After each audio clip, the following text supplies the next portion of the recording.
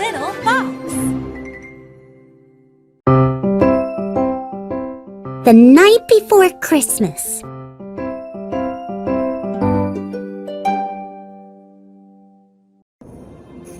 It was the night before Christmas, and all through the house, everything was quiet, even my pet mouse. But I couldn't sleep. I lay awake in my bed. Sweet thoughts of Christmas filled my head. Suddenly, I heard bells jingling from way up high. I ran to the window and looked at the sky. Something was flying in front of the moon. It's a sleigh! I gasped. Santa Claus will be here soon! There were 8 reindeer pulling Santa's sleigh. I heard Santa calling each of their names. Now Dasher, now Dancer, now Prancer and Vixen, on Comet, on Cupid, on Donner and Blitzen. Gently they landed on top of our roof. I heard the sound of each reindeer hoof. I sneaked from my room and went down the stairs. I ducked down and hid behind a big chair. Down through the chimney, Santa appeared. He wore a red suit and had a fluffy white beard. He was carrying a sack of toys on his back. He set it down and began to unpack. Santa found the stockings and filled up each one. But that's not the end. Santa's work wasn't done. Next, Santa took out some presents that were wrapped nicely.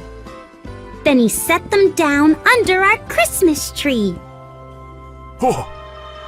Oops! That's when he saw me peeking around. He gave me a friendly wink and didn't make a sound. Now Santa's work was finally done.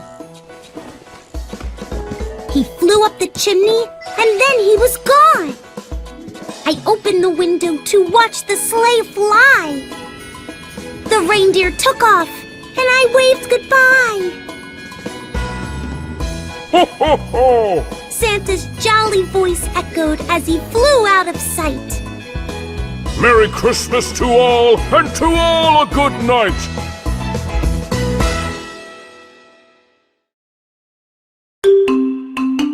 The Little Dutch Boy. Once upon a time, there lived a little Dutch boy. No one knows if his story is true or what his name was. Most people today call him Hans. Hans lived in Haarlem, a city in the Netherlands. The city was built on very low ground near the sea and had many canals.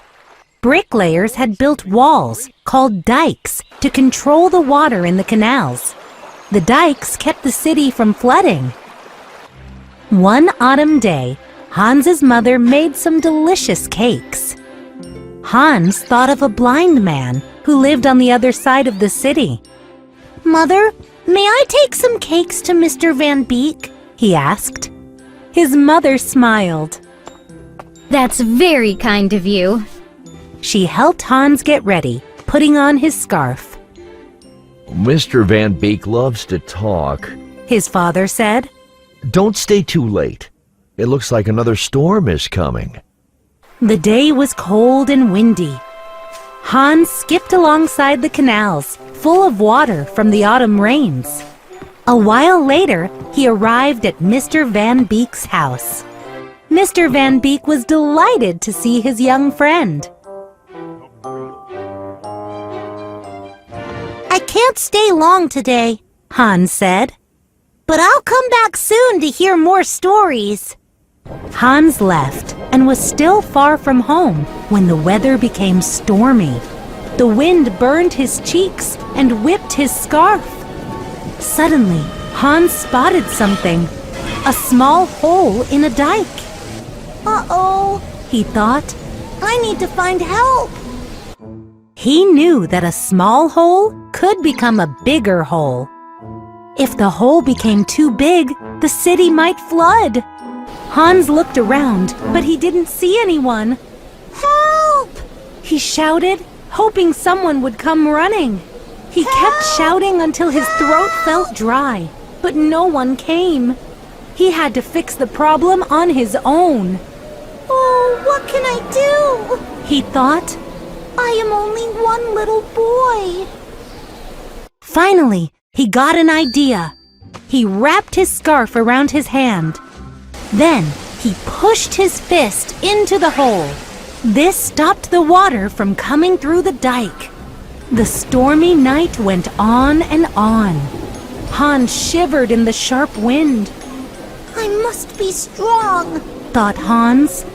I must be brave, like a grown-up. Hans grew weary. I am so tired, but I must hold back the water.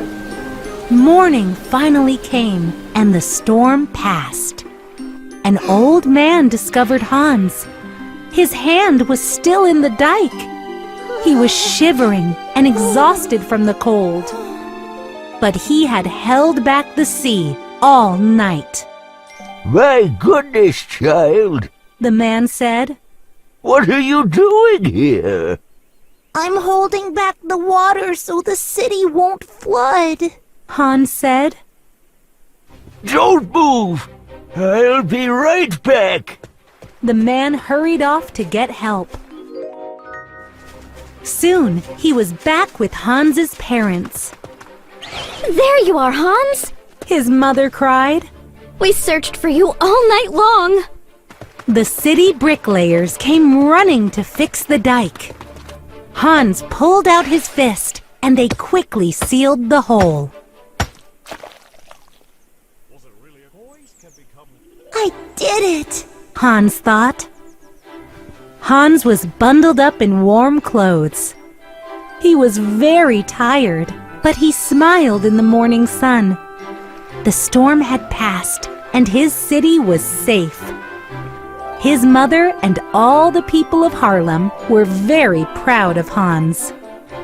The next day, a bright morning, the mayor awarded Hans a medal. From that time on, Hans was known as the little hero of Haarlem.